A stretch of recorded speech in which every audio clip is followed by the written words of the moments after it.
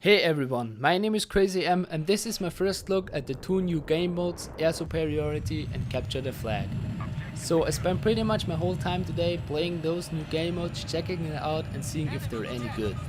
So let's start with the first one, Air Superiority. In Air Superiority, your objectives are 3 airships. They work pretty much like conquest flags. Capture time is fairly short, it's about 1 loop around the airship. So when I hopped into my first game, I didn't really expect too much since I knew the tank superiority didn't go that well, and I thought that air superiority wasn't gonna be much better, and it turns out it isn't really that great. I do think so. The first experience is a lot of fun. You have your jets, you're just flying in your jet and you can do that all day long. Those massive dogfights are spectacular, they look great, and it is kind of fun in the beginning, but it soon gets repetitive and just annoying in some cases, and I'm gonna tell you why. There are a couple of reasons. The first one is that everybody is using heat seekers, which is pretty obvious, and I don't condemn everybody for doing that. But you're having a constant lock on, and at one point in time you're gonna run out of flares and you're gonna get shot down, and there's nothing you can do about that pretty much. You could stay away from the fight, but this gets boring as well pretty fast. Another reason is that you can't get out of your jet. This means there's no option for you to repair it. Since you can't land it and get out, repair it, it's not available to you. You just can't do it. And what happens a lot of the times is that as soon as you're disabled, the enemy will not focus on you anymore because he knows that you are a certain kill for him and he's got better things to do. So you're left on your own. You either just fly around till you explode, which can take quite a time if you're just disabled, and so this gets annoying, or you just suicide and crash into the ground, and all in all that's not really a satisfying experience. Also found that a lot of the times both teams tend to be around just one flag, fighting it out in a massive dogfight, which is a fun thing to look at. It's also a bit of fun to fly a couple of times, but it gets boring as well.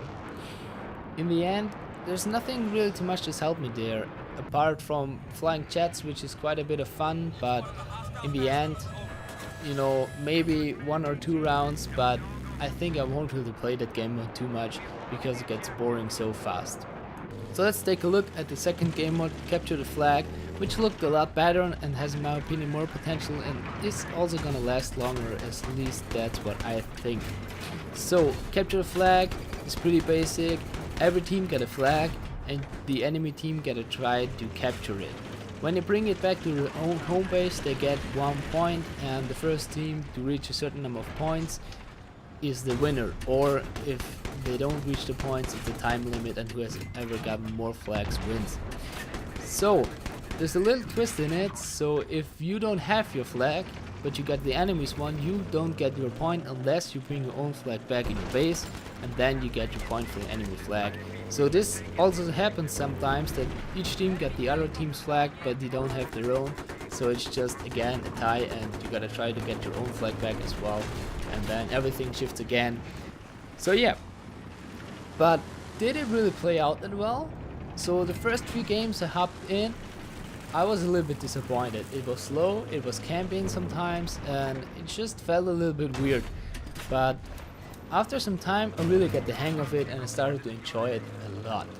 What I really like about it is that the key to success is really teamwork. You need everybody to work together. Your guys on the dirt bikes, your guys in the tanks, and if you got your guys in the choppers, they all gotta come together and help each other out. Mainly it plays a little bit like Rush, only that both teams are defenders and attackers, which is really an interesting thing. And so, as I already said, if you're not capable of defending your flag, it doesn't help you if you get your enemy ones. The first thing that is important in Capture the Flag in my opinion are the vehicles. If you can put them to good use, you really have the upper hand on the enemy. Especially a chopper can be a pain in the ass. You can take down all the dirt bikes from the enemy which are coming in and preventing them from flanking you. You can pick up the enemy's flag with it. If somebody hops out, gets it, hops back in, you're as fast as possible back in your base, and there's not much that the enemy can do about that. The dirt bikes come in really handy in this game mode and they do really play an important role. They're the ultimate flanking tool, and if you capture the enemy flag, they allow you to get as fast as possible back to your base, and unless the enemy team got their chopper up, there's nothing much that they can do to stop you if you're on the dirt bike.